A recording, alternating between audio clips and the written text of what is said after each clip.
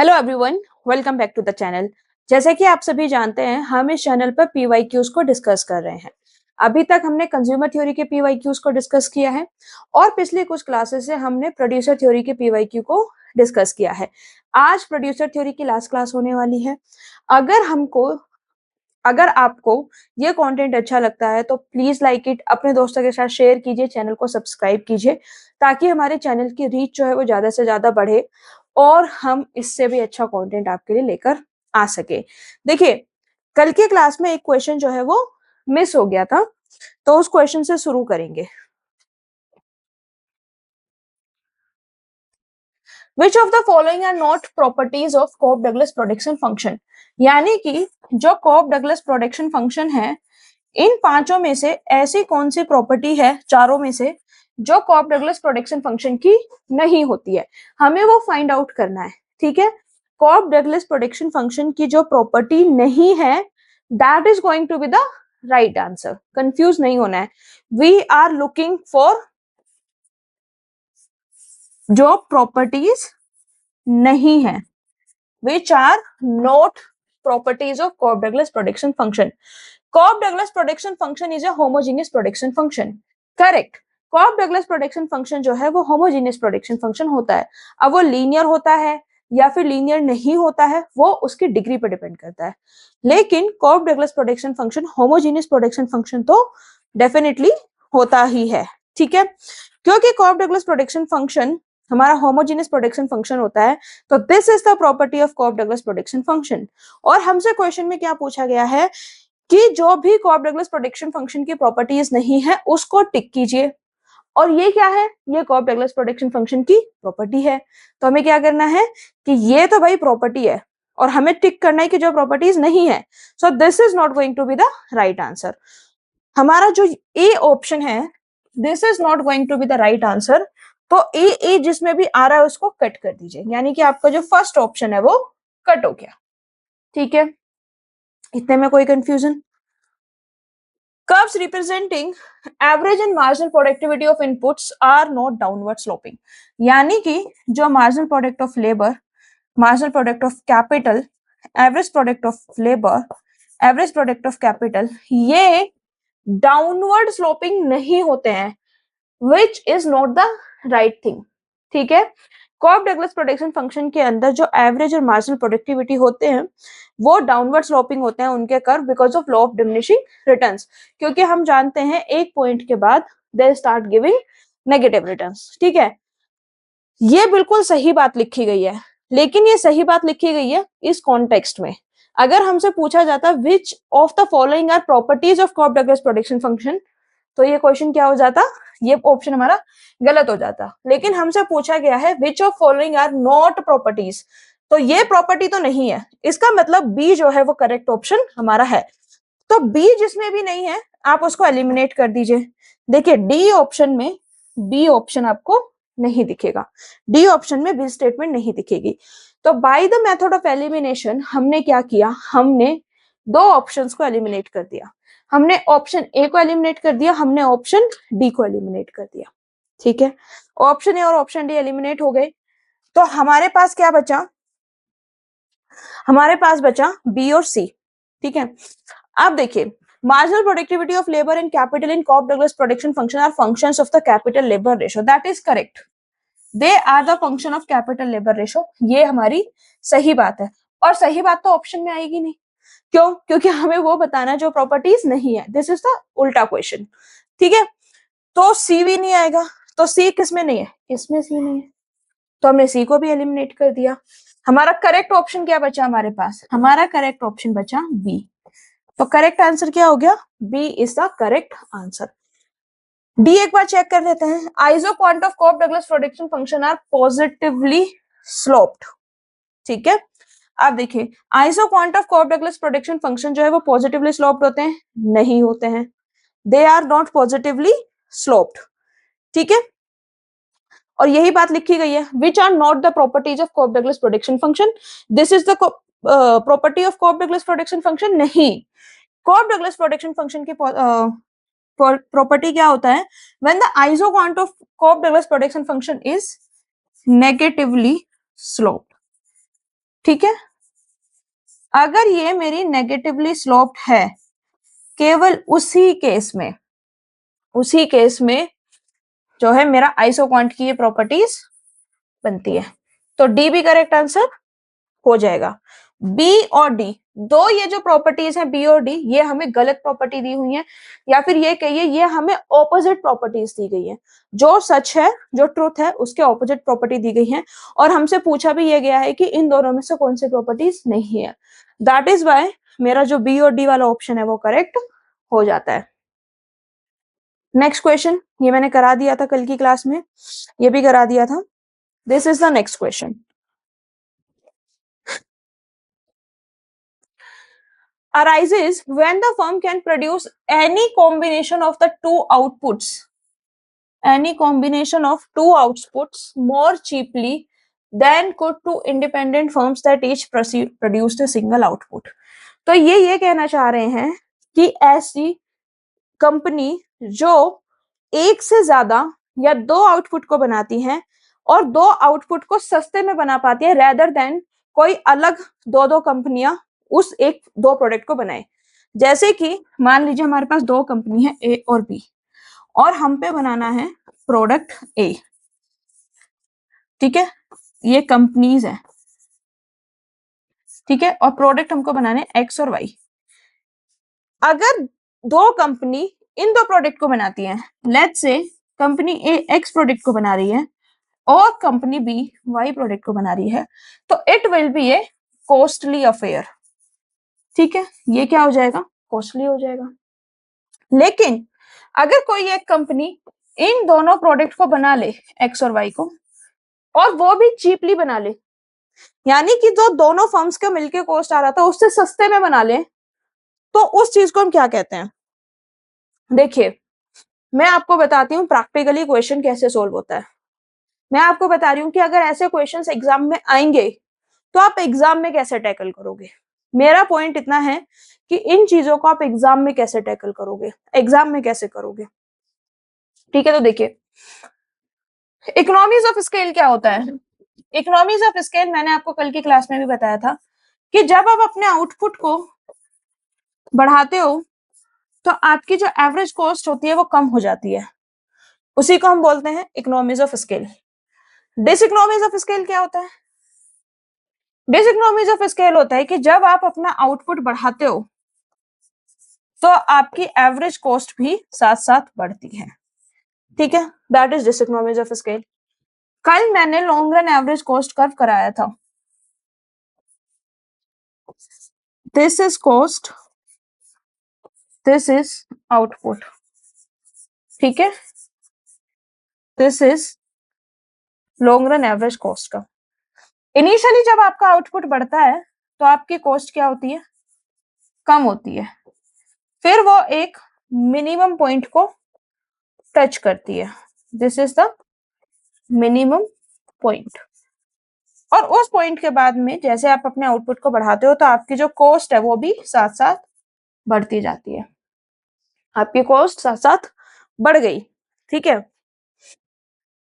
अब आपकी जो कॉस्ट कम हुई वो हुई इकोनॉमीज ऑफ स्केल या फिर इंक्रीजिंग रिटर्न्स।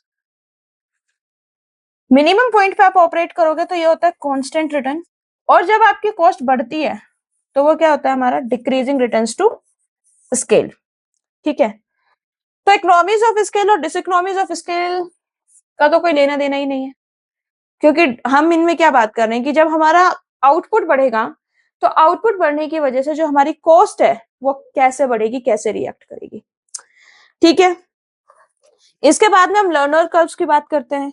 लर्नर कर्व्स, जब मैंने आपको मॉडर्न डेवलपमेंट्स पढ़ाए थे कॉस्ट थ्योरी में, कॉस्ट थ्योरी में जब मैंने आपको मॉडर्न डेवलपमेंट्स पढ़ाए थे तो मैंने उसमें बताया था कि ट्रेडिशनल थ्योरी ये कहती है कि जो long run average cost curve है वो यू शेप होता है, लेकिन मॉडर्न थ्योरी ये कहती है कि long run average cost curve हमारा एल शेप होता है, एल शेप।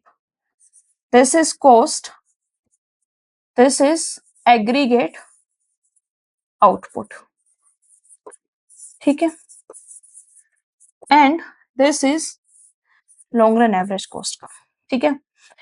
लर्नर्स का कॉन्सेप्ट निकल के आता है लर्निंग बाय डूइंग से, लर्निंग बाय डूइंग। इस कॉन्सेप्ट को दिया था केनिथ एरो ने, और उन्होंने ये बोला था कि जैसे जैसे कोई फर्म अपने प्रोडक्शन को करती जाती है तो जितना उसको एक्सपीरियंस होता है उतनी ही उसकी जो कॉस्ट होती है वो कम होती जाती है, क्योंकि वो अपने एक्सपीरियंस से सीखती है। ठीक है, अब उन्होंने बोला कि जो हमारा एक्सपीरियंस है उससे परफॉर्मेंस बढ़ता है। और उन्होंने एक चीज और बोली, उन्होंने बोला कि जो हमारा long run average cost curve है that is not the function of single output. हम ट्रेडिशनल थ्योरी में क्या कह रहे थे, हम ट्रेडिशनल थ्योरी में कह रहे थे जैसे ही आउटपुट बढ़ेगा कॉस्ट कम हो जाएगी, ये कह रहे थे। ठीक है, लेकिन इन्होंने क्या बोला कि जो हमारा एवरेज कॉस्ट है, जो हमारा लॉन्ग रन एवरेज कॉस्ट है, वो एग्रीगेट आउटपुट का फंक्शन है। यानी कि कोई फर्म अगर 10 साल से ऑपरेट कर रही है तो पूरे 10 साल के एग्रीगेट आउटपुट से रिलेटेड है, केवल 1 साल के आउटपुट से रिलेटेड नहीं है। और ऐसा क्यों है, क्योंकि हर 1 साल में उसने कुछ नया एक्सपीरियंस किया है, उसने कुछ नया सीखा है।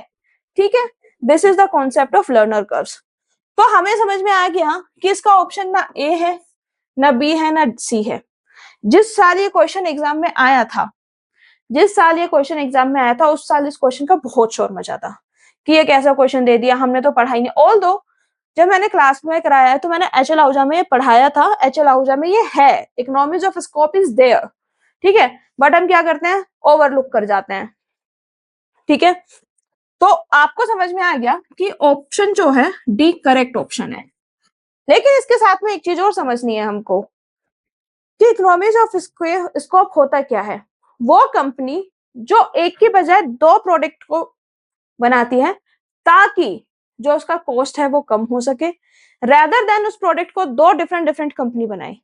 अगर उस प्रोडक्ट को दो डिफरेंट डिफरेंट कंपनी बनाएंगे तो कॉस्ट ज्यादा आएगा, और उन 2 प्रोडक्ट को कोई एक सिंगल कंपनी बनाएगी तो हमारा जो प्रोडक्ट है वो हमें सस्ता मिलेगा। ठीक है, जैसे कि जो ऑटोमोबाइल्स की कंपनी होती है, एक कंपनी जो मैन्युफैक्चर करे कार्स को भी और मोटरसाइकिल को भी, तो वो क्या कर सकते हैं, अपने रिसोर्सेज को शेयर कर सकते हैं, जैसे इंजन, चेसिस, मार्केटिंग कैंपेन्स, और इसकी वजह से जो हमारी ओवरऑल कॉस्ट है वो कम हो जाती है। आई होप इतना क्लियर हो गया होगा, इतने में कोई भी कंफ्यूजन नहीं होगा। नेक्स्ट क्वेश्चन देखते हैं। This is the next question, find the elasticity of substitution of constant elasticity of substitution। ये जो सिग्मा है ये हमें निकालना है, इसका फॉर्मूला क्या होता है, 1/1 प्लस रो। बहुत बहुत फॉर्मूला बहुत क्लासेस में मैं बता चुकी हूँ, ऑलमोस्ट हर क्लास में ये डिस्कस हुआ है।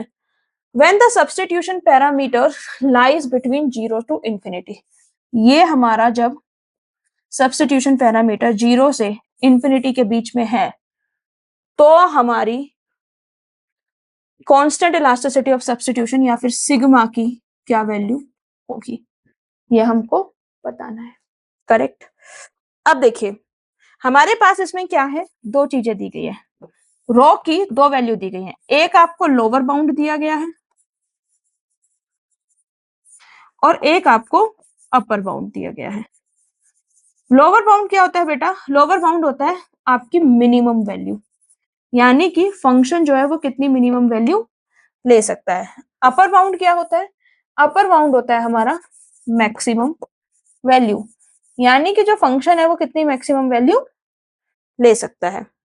रो मिनिमम कितनी वैल्यू ले सकता है, 0, और मैक्सिमम कितनी वैल्यू ले सकता है, इंफिनिटी। ठीक है, तो 1 बाय 1 वैल्यू रखते हैं। पहले हम लोअर बाउंड की वैल्यू रखते हैं, तो लोअर बाउंड की वैल्यू रखने पे क्या है हमारा 1/1 प्लस रो, लोअर बाउंड क्या है हमारा 0, 1/1 plus 0 is equal to 1। Then ये हमारा लोअर बाउंड हो गया, फिर हम निकालेंगे अपर बाउंड। अपर बाउंड क्या है, infinity, 1/1 plus rho, 1/1 plus infinity. Infinity में आप कुछ भी ऐड कीजिए वो क्या रहेगा, infinity, and 1 of infinity is equal to 0। यानी कि जब जब रो की वैल्यू स्ट्रिक्टली 0 से इंफिनिटी के बीच में है, तो उस केस में हमारा जो सिग्मा है उसकी वैल्यू किस किस के बीच में रहेगी, 0 से 1 के बीच में। तो हमें पता चल गया कि value of sigma will lie between 0 and 1। देखिए कौन से ऑप्शन में लिखा हुआ है the value of sigma lie between 0 and 1, किसी में नहीं लिखा हुआ है। तो अब हम क्या करेंगे, अपना दिमाग यूज करेंगे, अपना कॉमन सेंस यूज करेंगे, अपनी थोड़ी सी इंटेलिजेंस यूज करेंगे, और अपनी थोड़ी सी इंटेलिजेंस को यूज करते हुए अब हम ऑप्शंस को एलिमिनेट करना शुरू करेंगे। सिग्मा 0 हो सकता है, नहीं। सिग्मा 1 हो सकता है, नहीं। तो सिग्मा हमारा 0 से 1 के बीच में लाई करेगा। सिग्मा हमारा क्या है, 1 से छोटा है। क्या सिग्मा 1 से ग्रेटर हो सकता है, नहीं। इस केस में when sigma is greater than 1, when sigma is less than 1, उसमें ऑटोमेटिकली दोनों बाउंड जो है वो कवर हो गए। 0 से 1 के बीच में लाई करेगी, हम लिख सकते हैं वैल्यू विल लाई बिटवीन 1। ठीक है, अगर हमारे पास ये एग्जैक्ट ऑप्शन दिया होता तो बहुत अच्छी बात थी, लेकिन हमारे पास एग्जैक्ट ऑप्शन नहीं दिया हुआ है, तो हमने क्या किया, इस तरीके से सॉल्व कर लिया। Next question, given below are two statements, supply side policies are long term measures to increase the productive capacity of the economy leading to an outward shift in the PPC। ठीक है, जो supply side policies हैं they are long term measures. Supply side policies क्या होती हैं, पहले तो ये समझिए। सप्लाई साइड पॉलिसीज का मतलब होता है वो पॉलिसीज जो सप्लाई को अफेक्ट करती है। सप्लाई को अफेक्ट करने से क्या मतलब है, मतलब जो कि लेबर से रिलेटेड है। ठीक है, लेबर मार्केट एफिशिएंसी की बात कर रही है, रेगुलेशन को कम करने की बात कर रहे हैं, इंफ्रास्ट्रक्चर में इन्वेस्ट करने की बात कर रहे हैं। तो ऐसी सारी पॉलिसीज जिससे हम अपनी सप्लाई बढ़ा सके। अगर हमारी सप्लाई बढ़ेगी तो हमारी प्रोडक्टिव कैपेसिटी बढ़ेगी। ठीक है, और जब भी हमारी प्रोडक्टिव कैपेसिटी बढ़ेगी तो क्या होगा, देखिए मैंने आपको बताया है production possibility curve. Production possibility curve हमें क्या बताता है, good X good Y. Production possibility curve हमको बताता है कि with the given resources and the constant technology, जब हमारे रिसोर्सेस कांस्टेंट हैं जितने भी हमें दिए हैं और टेक्नोलॉजी भी हमारी कांस्टेंट है, तो with the help of resources and technology मैं कितना गुड प्रोड्यूस कर सकता हूँ इकोनॉमी में। ठीक है, मैं इतना प्रोड्यूस कर सकता हूँ, लेकिन इस पीपीसी की कंडीशन क्या है, इस पीपीसी की कंडीशन है कि मेरे जो रिसोर्सेस हैं और जो टेक्नोलॉजी है वो दोनों ही कांस्टेंट है। ठीक है, क्योंकि रिसोर्सेस और टेक्नोलॉजी दोनों ही कांस्टेंट हो गए तो हमें पीपीसी मिला। जैसे ही हमारे रिसोर्सेस बढ़ेंगे तो हम दोनों गुड का ज्यादा प्रोडक्शन कर सकते हैं। क्यों, क्योंकि अब हमारे पास रिसोर्सेस क्या है, पहले से ज्यादा है। तो पहले हम इतना प्रोडक्शन कर रहे थे एक्स का, अब हम इतना कर सकते हैं और वाई का इतना कर सकते हैं। ठीक है, अब हम दोनों का ज्यादा प्रोडक्शन कर पाएंगे, तो इनको मैच कर दीजिए। क्या हुआ, पहले हमारा पीपीसी ये था, फिर हमारा पीपीसी ये हो गया, तो हमारा पीपीसी क्या हो गया, बाहर की तरफ शिफ्ट हो गया। Supply side policies are long term measures to increase the productive capacity of the income. Correct, supply side policy से हमारी प्रोडक्टिव कैपेसिटी बढ़ती है, जिसकी वजह से हमारा जो प्रोडक्शन पॉसिबिलिटी कर्व है वो आगे की तरफ शिफ्ट होता है। तो फर्स्ट स्टेटमेंट हमारा ट्रू हो गया। Privatization is the act of selling state-owned assets in order to increase competition, productive and efficiency. Correct. Privatization का मतलब ये होता है कि जो भी सरकार की कंपनी है, जब वो अपनी कंपनी का कुछ स्टेक प्राइवेट कंपनीज को बेच देते हैं, प्राइवेट लोगों को बेच देते हैं, ताकि हमारी जो एफिशिएंसी है वो बढ़ पाए। और एफिशिएंसी बढ़ने की वजह से क्या होता है बेटा, एफिशिएंसी बढ़ने की वजह से हमारा जो ओवरऑल प्रॉफिट है वो सब बेटर होने लगता है। इसी को हम प्राइवेटाइजेशन बोलते हैं। जैसे हर साल बजट आता है तो आप बजट में देखते होंगे कि आपको प्राइवेटाइजेशन देखने के लिए मिलता है। तो सेकंड स्टेटमेंट भी ठीक है। ठीक है, स्टेटमेंट 1 भी ठीक है, स्टेटमेंट सेकंड भी ठीक है। तो देखिए कौन सा स्टेटमेंट सही होगा, कौन सा ऑप्शन सही होगा। Both statement first and statement second are true. Correct. Both statement first and statement second are false. नहीं। Statement 1 is true and second is false, नहीं. Statement 1 is false and statement second is true, no. दोनों statement सही है, तो हमारा जो option A है वो हमारा करेक्ट हो गया. इतने में कोई कंफ्यूजन है? इतने में कोई कंफ्यूजन है? नहीं है तो फिर अब हम आगे चलते हैं. अगेन देखिए, कांस्टेंट इलास्टिसिटी ऑफ सब्स्टिट्यूशन से क्वेश्चन आ गया है. बहुत इंपॉर्टेंट टॉपिक है ये. Find the substitution parameter of constant elasticity of substitution production function when elasticity of substitution is greater then 1. Elasticity of substitution क्या है? एक से ज्यादा है. तो सब्स्टिट्यूशन पैरामीटर की हमें वैल्यू निकालनी है. इलास्टिसिटी ऑफ सब्स्टिट्यूशन का फॉर्मूला क्या होता है? 1/1 प्लस. करेक्ट. इतने में कोई कंफ्यूजन है? अगर आप इसमें 1 की वैल्यू रखते हैं, रो की वैल्यू 1 से ज्यादा रखते हैं, लेट्स से आपने रो की वैल्यू 1 से ज्यादा 2 रखी, 1/1 प्लस 2. ठीक है, तो 1/3 हुआ इज इक्वल टू क्या हुआ? 0.33333. तो जब भी वैल्यू 1 से ज्यादा है तो इलास्टिसिटी ऑफ सब्स्टिट्यूशन क्या हो गया? लेस देन 1 आ गया. ये बहुत सिंपल सा हमने किया. ठीक है, लेकिन क्या हमें आंसर में दिख रहा है कहीं भी कि इलास्टिसिटी ऑफ सब्स्टिट्यूशन जो है वो लेस देन 1 है? दिखा कहीं पे? नहीं दिख रहा है.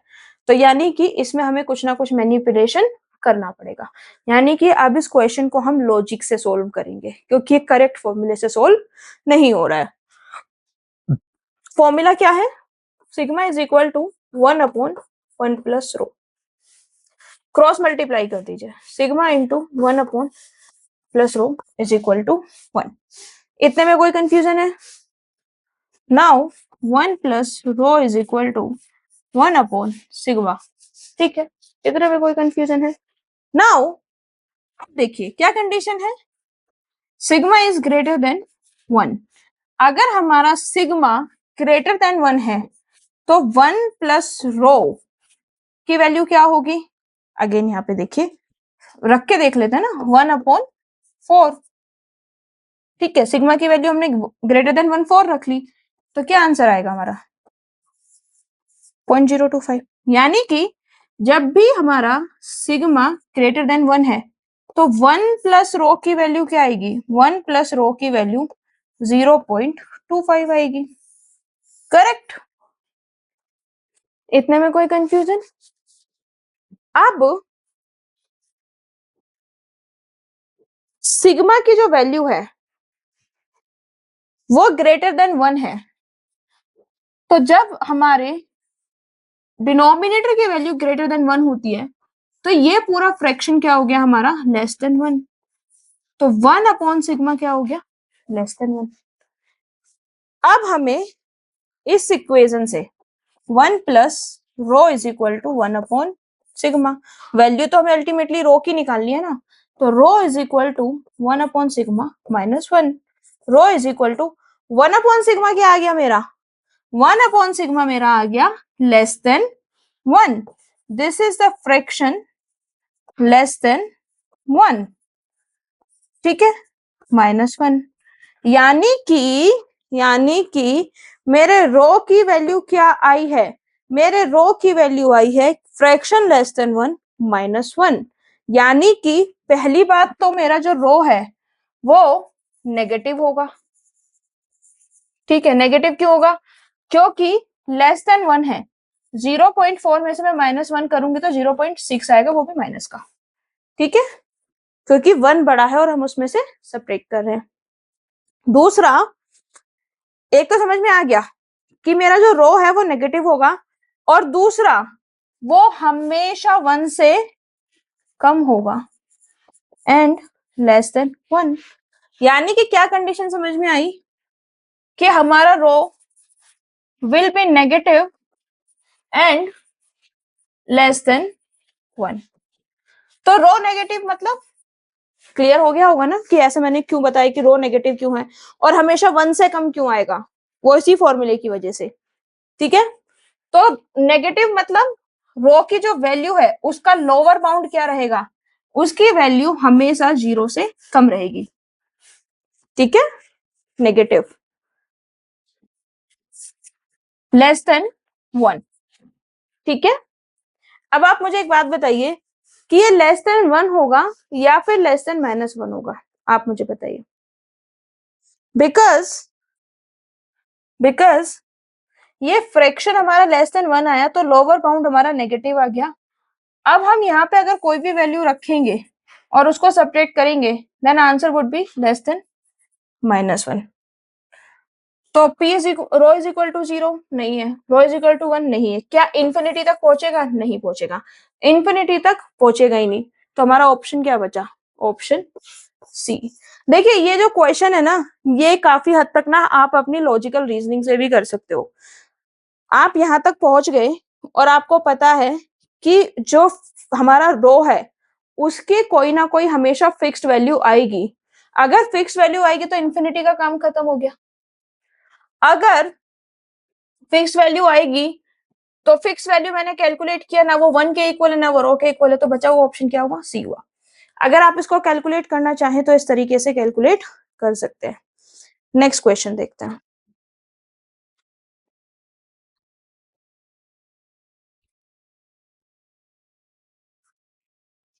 दे separate relevant portion which of the following are true for ridge line. Ridge line के बारे में बात हो रही है, तो मैं चाह रही हूं कि आपको ना पहले मैं रिज लाइन का कॉन्सेप्ट ही समझा दूं आराम से। ठीक है, तो हम यहाँ पे समझते हैं रिज लाइन। रिज लाइंस होता क्या है?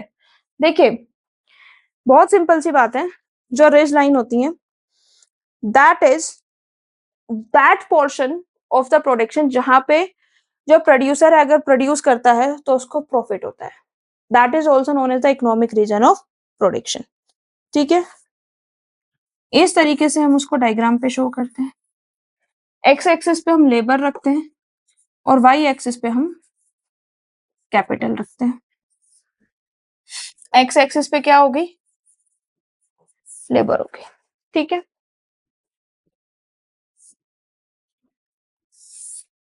This is ridge line. ठीक है, this is O A, this is O B. ठीक है, नाउ ये हमारे आइसो क्वांट्स है। ये जो पॉइंट्स हैं, 2 पॉइंट्स,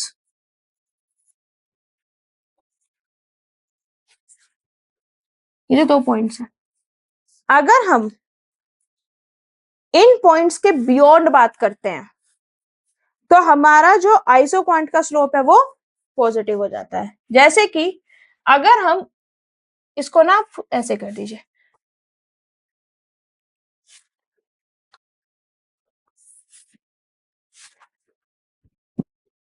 जैसे कि ये है और ये है, इसको ऐसे अंदर बंद कर दीजिए। This is O A O B.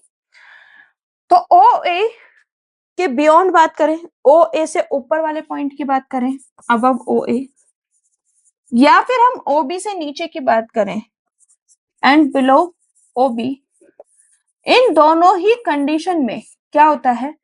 हमारा जो आइसोक्वांट होता है उसका स्लोप पॉजिटिव हो जाता है। और हमने जब प्रॉपर्टीज ऑफ आइसोक्वांट पढ़ी थी तो हमने बोला था कि वो डाउनवर्ड स्लोपिंग होते हैं। आइसोक्वांट का जो स्लोप है ना वो नेगेटिव होना चाहिए, स्लोप पॉजिटिव नहीं हो सकता।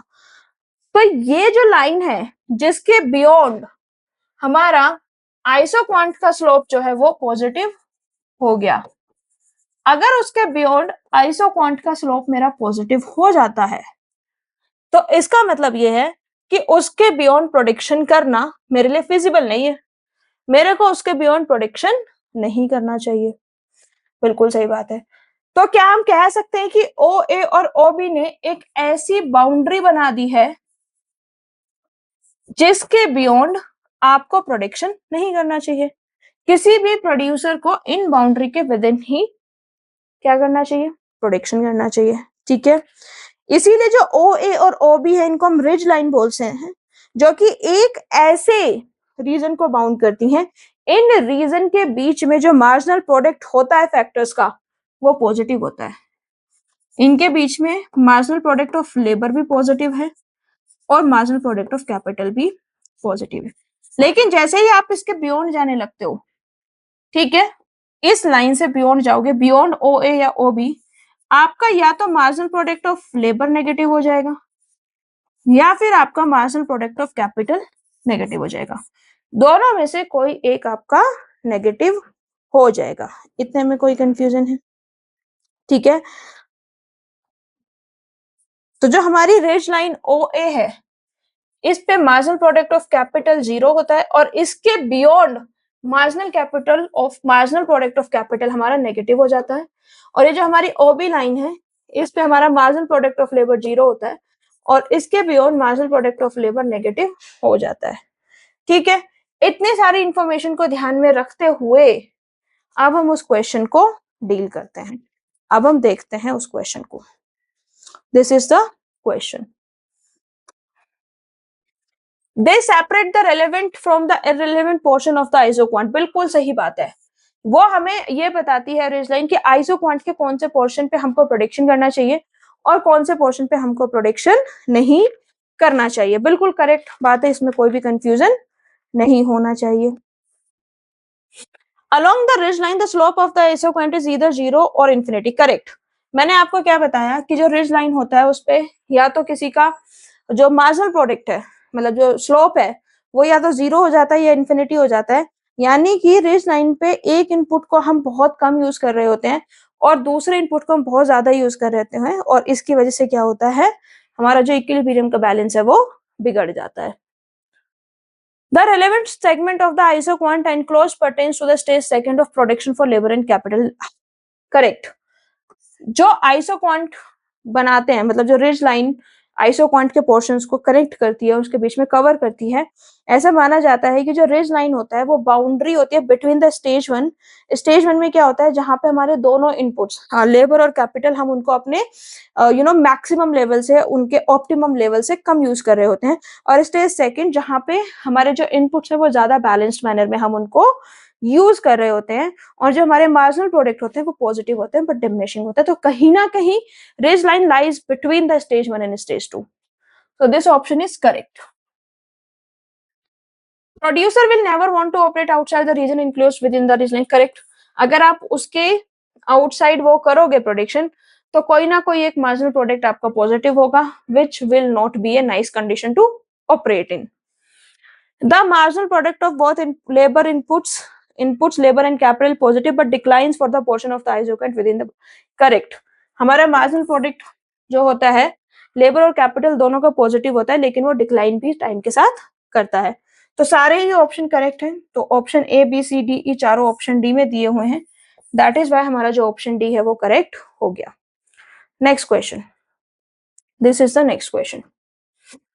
Consider a production function Q is equal to X plus Y. X plus Y हमारा प्रोडक्शन फंक्शन है, यानी कि हमारा जो प्रोडक्शन फंक्शन है वो किस टाइप ऑफ प्रोडक्शन फंक्शन क्या है, this is kind of perfect substitute production function. Perfect substitute production function का मतलब क्या होता है कि जब हम दो इनपुट्स जो है, हम दो इनपुट्स को लेके चलते हैं। दो इनपुट्स कौन से हैं, लेबर एंड कैपिटल। और लेबर और कैपिटल को जब हम कंप्लीटली परफेक्टली एक दूसरे के साथ रिप्लेस कर पाए, लेबर की जगह कैपिटल को और कैपिटल की जगह लेबर को रिप्लेस कर पाए, लेबर की जगह कैपिटल को यूज कर पाए, कैपिटल की जगह लेबर को यूज कर पाए, और उनमें कोई भी प्रॉब्लम ना हो, हमारा आउटपुट जो है वो सेम ही रहे, तो उसको हम क्या बोलते हैं, perfect substitute production function. Perfect substitute production function का मतलब ये होता है कि हम चाहे तो लेबर की जगह कैपिटल इतना यूज कर सकते हैं कि हम केवल किसी एक इनपुट से भी प्रोडक्शन कर सकते हैं। और मैंने आपको बताया था कि इस तरीके से वो प्रोडक्शन फंक्शन दिखता है, स्ट्रेट लाइन।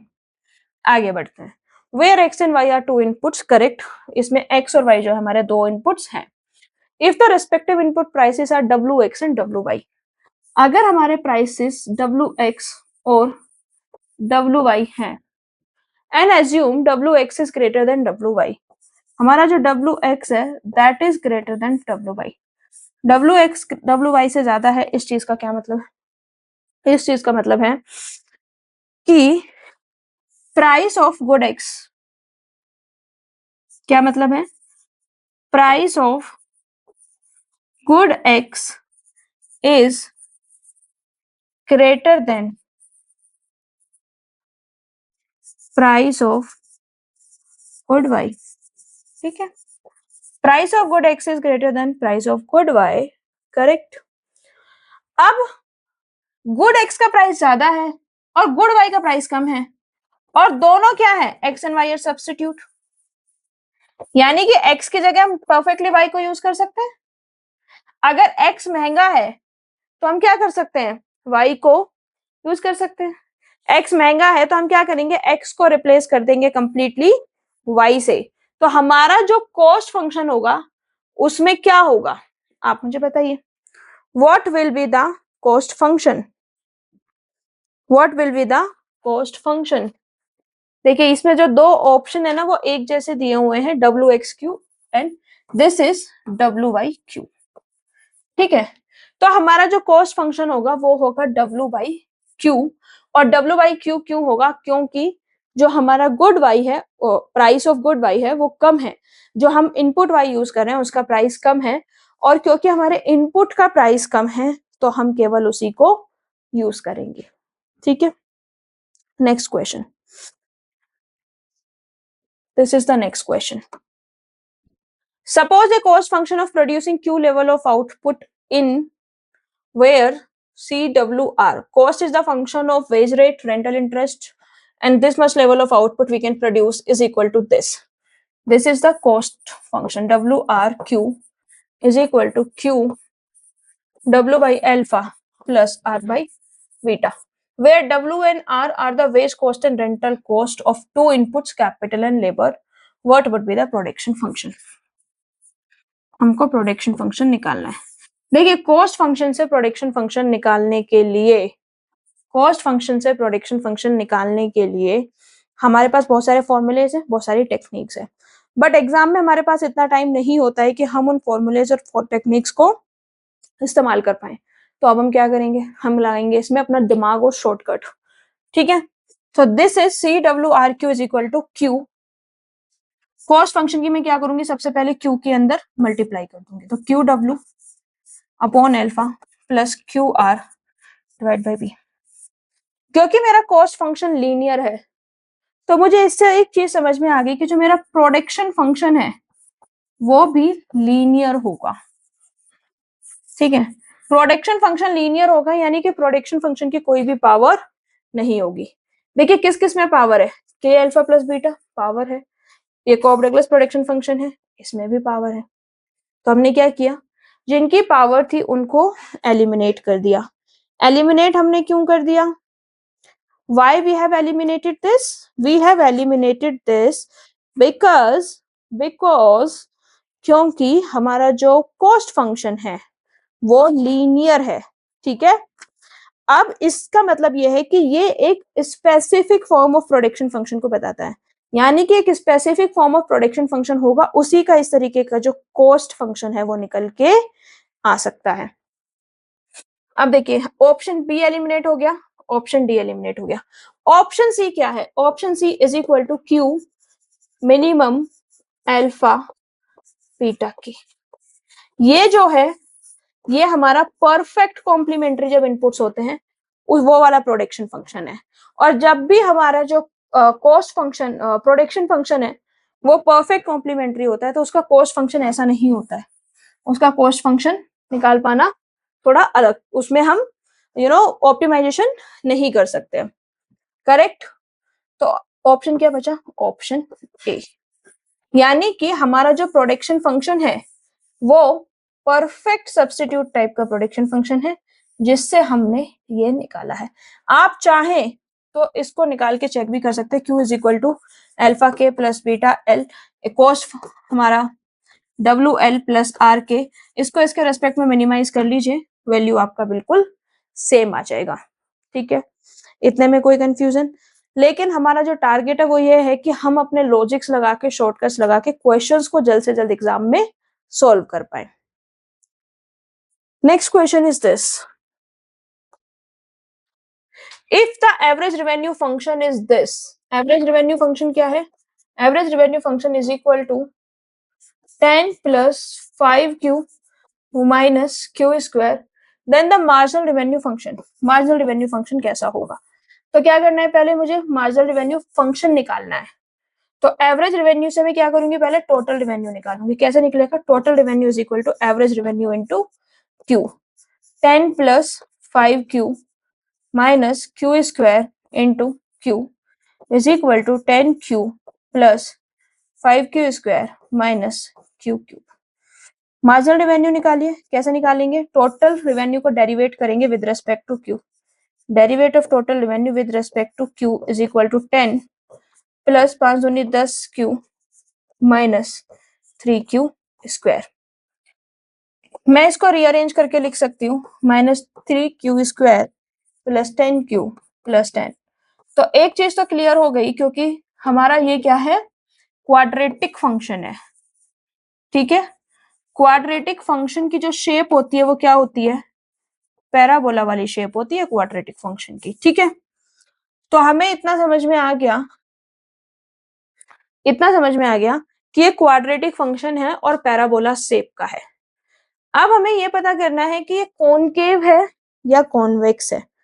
ठीक है, अब क्योंकि ये क्वाड्रेटिक फंक्शन है और इसमें जो क्यू स्क्वायर है उसका कोफिशिएंट नेगेटिव है, और किसी भी क्वाड्रेटिक फंक्शन में जब हमारा जो क्यू स्क्वायर होता है उसका कोफिशिएंट नेगेटिव होता है, तो उस केस में हमारा जो क्वाड्रेटिक फंक्शन होता है वो हो जाता है कॉनकेव।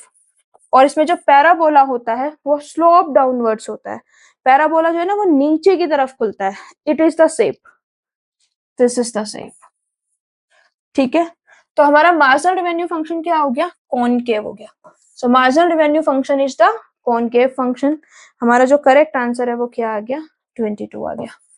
तो b is the correct answer. Next question, suppose the cost function is this where W and W2 are the prices of two inputs which are used in production function of phi। ठीक है, cost function हमको दिया हुआ है, which of the following properties of cost function is correct. Cost function की कौन सी properties इसमें से कनेक्ट होंगी।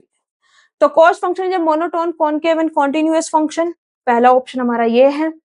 दूसरा ऑप्शन हमारा है cost function is a non monotone convex and continuous function in this. तीसरा हमारा ऑप्शन है cost function is continuous and discontinuous in this.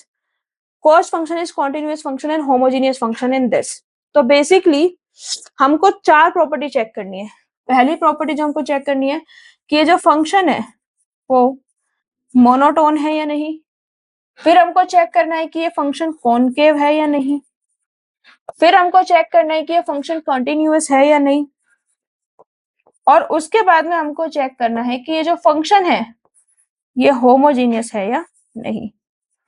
तो क्या करते हैं, वन बाय वन सारी प्रॉपर्टीज को चेक करते हैं।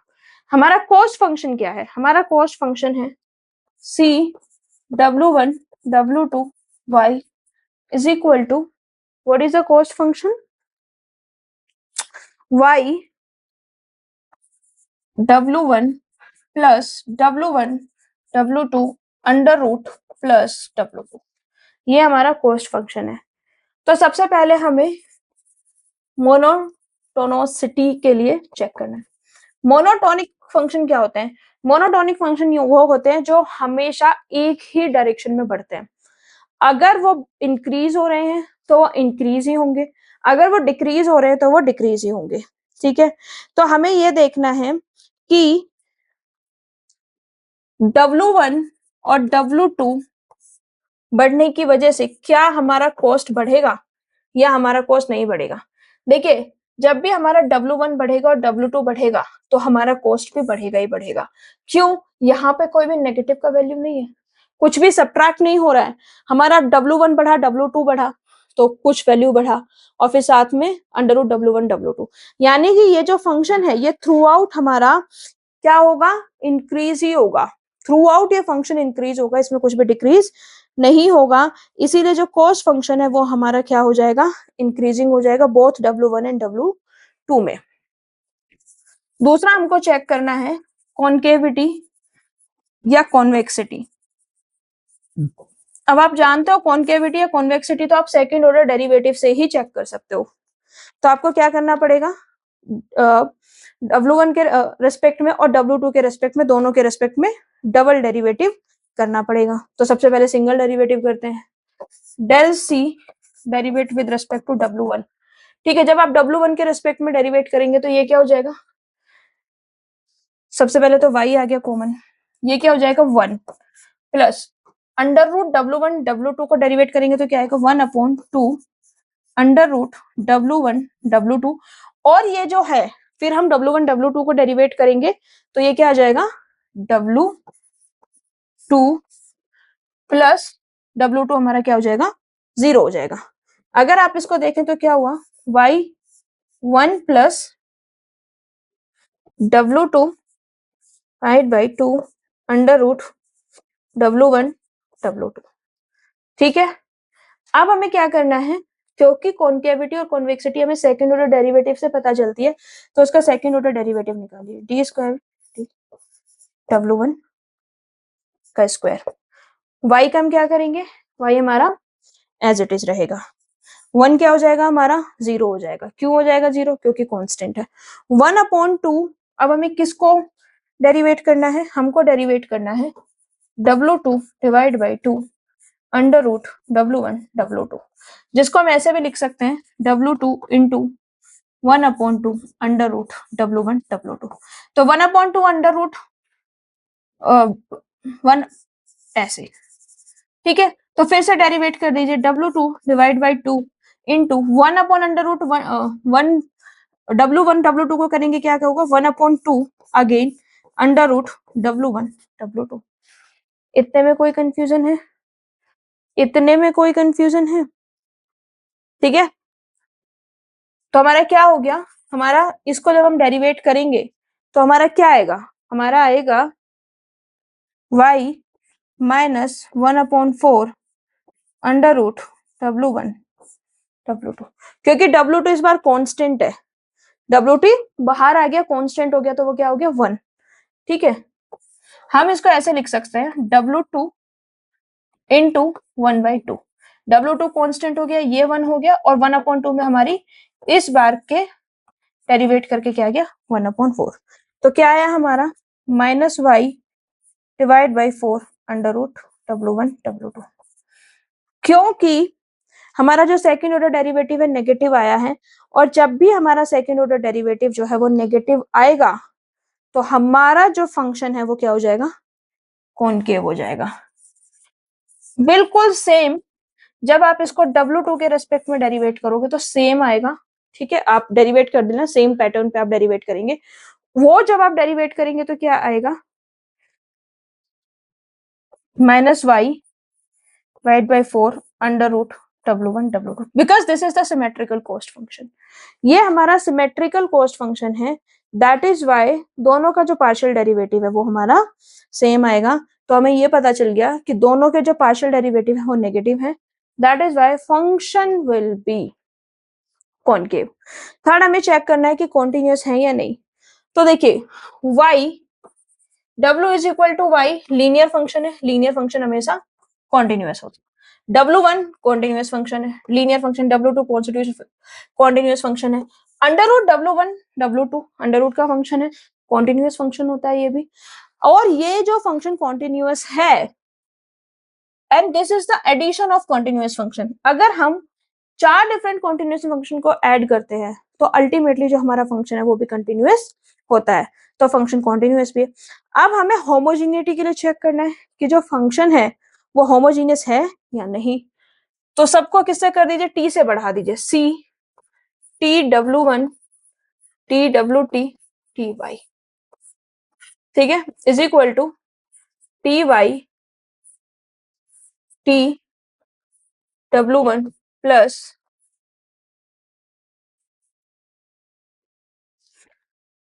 T under root W1 W2 plus W2।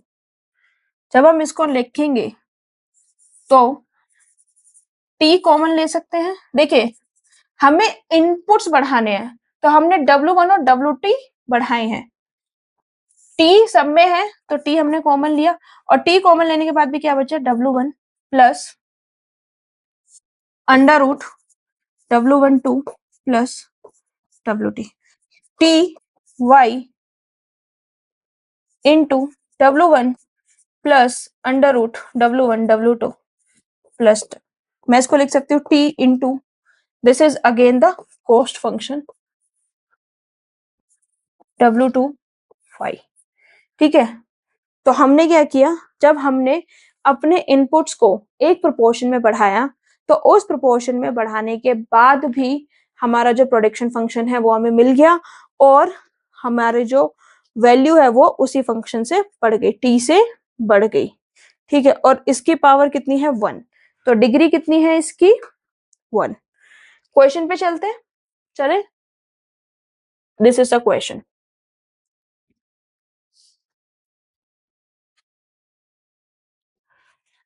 Cost function is monotone, correct, monotone था, कॉनकेव था, कॉन्टिन्यूअस था, correct. Cost function is non monotone, convex and continue, इसमें दो ऑप्शन गलत हो गए, नॉन मोनोटोन और convex. Cost function is continuous and डिसकॉन्ट, नहीं, दोनों में, सब में कॉन्टिन्यूअस है हमारा function. Cost function is continuous function, correct, इतना पार्ट करेक्ट है। And homogeneous function in degree 0, नहीं, ये पार्ट गलत है। हमने जब कैलकुलेट किया था तो होमोजीनियस फंक्शन निकला था डिग्री 1 का, ठीक है। यानी कि केवल ऑप्शन ए ऐसा है जिसमें दिए गए सारे के सारे ऑप्शन करेक्ट है, तो हमारा ऑप्शन ए क्या हो गया, करेक्ट ऑप्शन हो गया, ठीक है। नेक्स्ट बढ़ते हैं। The marginal cost curve cuts both the short run average cost curve and average variable cost at there lowest point, correct.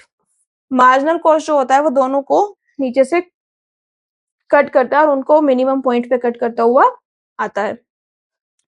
The marginal cost curve cuts AC curve from below, but nothing can be said about average value, नहीं, ये बात गलत है। जो marginal cost curve है वो average cost curve और average variable cost दोनों को ही नीचे से कट करता है, ठीक है। ये हमेशा उनके मिनिमम पॉइंट पे नीचे से ही कट करता है, ठीक है। तो ऑप्शन ए सही है, तो जिसमें ऑप्शन ए नहीं है उसको एलिमिनेट कर दीजिए, ऑप्शन बी एलिमिनेट हो गया। ऑप्शन बी हमारा गलत है, तो जहां भी ऑप्शन बी दिया हुआ है उसको हटा दीजिए, इन दोनों से हम केवल बी ऑप्शन को ही हटा सकते हैं। The distance between total cost and total variable cost gets reduce as quantity increases. देखो, total cost is the summation of total fixed cost plus total variable cost.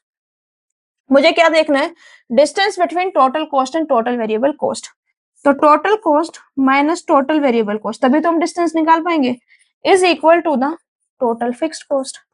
और टोटल फिक्स्ड कॉस्ट जैसे हमारी quantity बढ़ती है, जैसे हमारा output बढ़ता है, उसके साथ में कम होता जाता है, तो ऑप्शन सी हमारा करेक्ट है। तो जिसमें ऑप्शन सी नहीं है उसको हटा दीजिए, ऑप्शन सी में नहीं है, ऑप्शन डी में नहीं है, केवल ऑप्शन ए में ही हमारा सी दिया है। अब देखिए कितना ट्रिकी, कितना कितना खूबसूरत, कितना बढ़िया सवाल है ये, मतलब मजा आ गया। मैं कह रही हूँ आपको कुछ भी नहीं आता इसमें, कुछ भी नहीं आता। आपको ये समझ नहीं आता है कि एवरेज फिक्स कॉस्ट जो होती है वो एसिम्प्टोटिक है कॉस्ट है, आपको एसिम्प्टोट का मतलब नहीं आता, आप रिलेशंस में कंफ्यूज है। आप ऑप्शन सी देखिए और ऑप्शन सी देख के आपको इस कंक्लूजन पे पहुंच जाइए कि टोटल कॉस्ट और टोटल वेरिएबल कॉस्ट का जो डिफरेंस है वो टोटल फिक्स कॉस्ट होता है, और जैसे जैसे हमारा आउटपुट बढ़ता है हमारा टोटल फिक्स कॉस्ट कम होता है, आउटपुट बढ़ने के साथ में हमारा टोटल फिक्स कॉस्ट कम होता है, ठीक है। केवल सी ऑप्शन हमारा करेक्ट है, और आप इसी के बिहाफ पे आंसर पे पहुंच सकते हैं, ठीक है, केवल इसी के बिहाफ पे आप आंसर पे पहुंच सकते हैं। ऑप्शन ए आपको ऑलरेडी पता था, सी आपको पता था, एलिमिनेट करते हुए आप कितनी खूबसूरती के साथ, अगर आपको एक दो पॉइंट्स नहीं भी समझ आ रहा है, अगर आपको एक दो ऑप्शन नहीं भी समझ आ रहा है, तो भी आप कितनी आसानी से क्वेश्चन के जो आंसर है उन तक पहुंच सकते हैं, ठीक है। The average fixed cost curve is asymptotic to the cost axis, नहीं, it is asymptotic to the output axis, ठीक है। अगर आप एवरेज फिक्स्ड कॉस्ट कर्व को देखेंगे तो इट इज लाइक दिस, ठीक है। So it is asymptotic to the x axis. The average cost curve is U shaped, correct, average cost curve U shaped होता है, लेकिन आपको यहां तक ना पहुंचने की जरूरत ही नहीं है, आप केवल थर्ड ऑप्शन पे ही इस क्वेश्चन को सॉल्व कर सकते हैं। नेक्स्ट क्वेश्चन देखते हैं। ठीक है. Next question is, if the cost and demand function of the firm are given respectively as this, the sale of output at which profit would be maximum. If the cost and demand function of the firm are given respectively is this. Cost क्या है 1064 plus 5x plus x square divided by 25.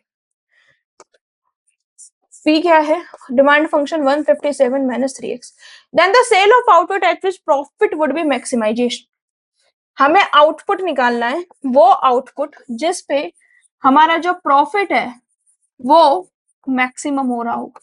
यानी कि हमको producer equilibrium निकालना है और हम निकालेंगे marginal revenue is equal to marginal cost की अप्रोच से. ठीक है, marginal revenue is equal to marginal cost की अप्रोच से हम क्या निकाल सकते हैं marginal revenue is equal to marginal cost की अप्रोच से हम इसका क्वांटिटी इक्विलिब्रियम क्वांटिटी निकालेंगे. आप चाहें तो इसको टोटल रेवेन्यू और टोटल कॉस्ट अप्रोच से भी कर सकते हैं. डिमांड फंक्शन गिवन है, इससे हम टोटल रेवेन्यू निकालेंगे. कैसे निकलेगा P इंटू क्यू. P क्या है 157 minus 3x into x. 157x minus 3x square. ये क्या हो गया टोटल रेवेन्यू. टोटल रेवेन्यू है, टोटल कॉस्ट है, डेरिवेट कीजिए और मार्जिनल कॉस्ट और मार्जिनल रेवेन्यू को निकालिए. मार्जिनल कॉस्ट कैसे निकलेगा, derivate total cost with respect to q. Derivate कीजिए 1064 तो क्या हो जाएगा 0 हो जाएगा, कांस्टेंट है. 5x क्या हो गया 5x हमारा 5 हो जाएगा. एक्स स्क्वायर प्लस 25 क्या हो जाएगा 2x divide by 25. Marginal revenue निकालिए. कैसे निकालेंगे, डेरिवेट करेंगे टोटल रेवेन्यू को with respect to q. Total revenue क्या है ये है 157x का क्या हो जाएगा 157. 3x स्क्वायर का क्या हो जाएगा 6. ठीक है, अब हमको क्या करना है मार्जिनल रेवेन्यू और मार्जिनल कॉस्ट को इक्वल रखना है. ठीक है, तो मार्जिनल रेवेन्यू और मार्जिनल कॉस्ट को इक्वल रख दीजिए. तो मार्जिनल रेवेन्यू क्या है हमारा 157 minus 6x is equal to 5 plus 2x divide by 25. अब हम क्या करेंगे इसको सोल्व कर लेंगे और सोल्व करने के बाद आंसर निकाल लेंगे. तो 157 minus 6x is equal to 25 पंजे 125 प्लस 2x डिवाइड बाई 25. इतने में कोई कंफ्यूजन है, इतने में कोई कंफ्यूजन है. आप इसको बहुत इजी तरीके से ऐसे भी कर सकते हैं that 157 minus 6x is equal to 5 plus 2x divide by 25.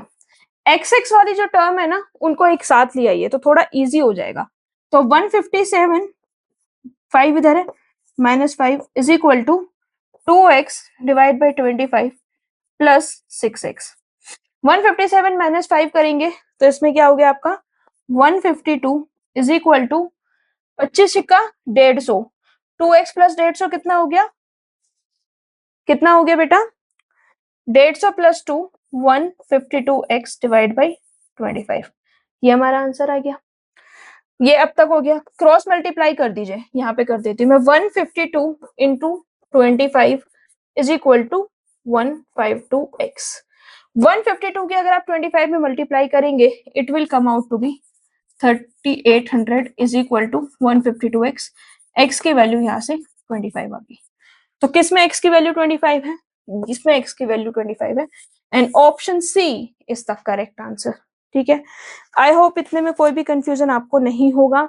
ये जो कॉन्सेप्ट है आपको ये सारे कॉन्सेप्ट क्लियर हो गए होंगे और इसी के साथ में हमारी जो प्रोडिक्शन थ्योरी है वो खत्म होती है. कल की क्लास में हम नए कॉन्सेप्ट को पढ़ेंगे और हम अनसर्टेनिटी एंड रिस्क को पढ़ेंगे. पिछले 10 सालों में 13 क्वेश्चन पूछे गए हैं, कर लेंगे. एग्जाम में आ गया तो अच्छा है, नहीं आया तो कोई बात नहीं. ठीक है, 13 क्वेश्चन को करेंगे एंड आई होप आपको मेरे लेक्चर्स अच्छे लग रहे हैं, आपको मेरा कंटेंट समझ में आ रहा है, मेरा पढ़ाना आपको अच्छा लगता है. अगर आपको इससे 1% भी हेल्प हो रही है तो please like our channel, videos को लाइक कीजिए, इस चैनल को सब्सक्राइब कीजिए और इन वीडियोस को अपने दोस्तों के साथ शेयर कीजिए. तब तक मिलते हैं नेक्स्ट क्लास में. See you in the next class.